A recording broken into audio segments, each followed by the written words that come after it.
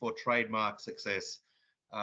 With me today, I've got Reet van den Ende, and we'll be co-presenting this this webinar for you, talking really broadly about trademarks and what you need to do to be successful in trademarks in Australia.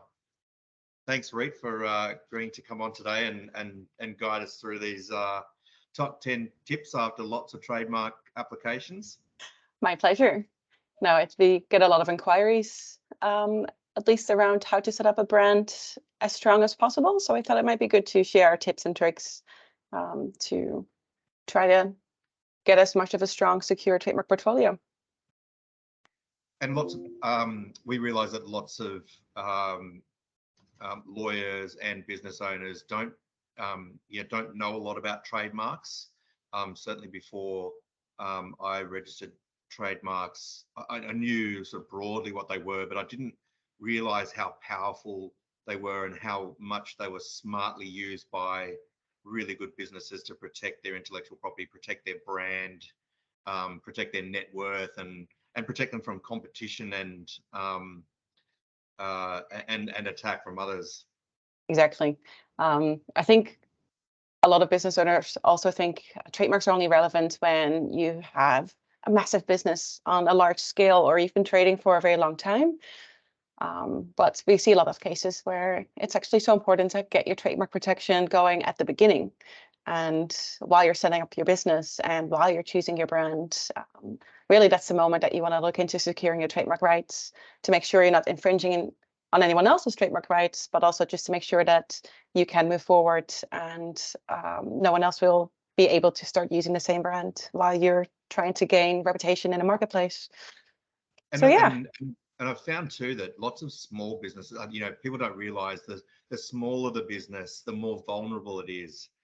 Just like a baby cub. And when businesses, smaller businesses and startups are sort of saying, oh, I'm just starting out, do I really need that?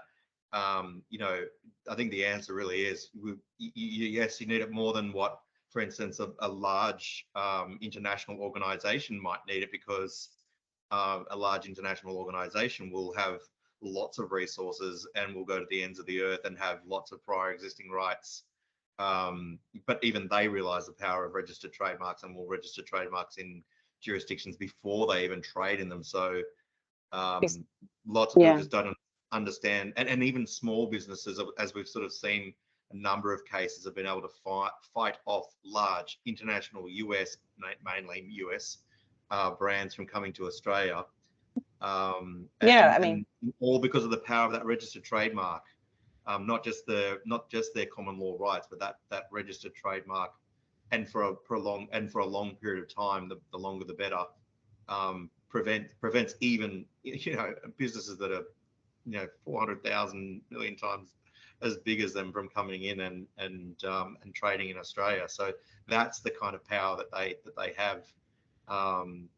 And I think smaller businesses are starting to really wise up to that fact, and with intellectual property generally being, what they call the oil of the 21st century, and you think of all the major businesses out there, now they're moving from, large car manufacturers or oil and gas and, General Electric, General Motors, et cetera. They're now moving to large tech companies. The top companies in the world now really are tech companies, and that permeates all the way down from top now through the rest of the business landscape.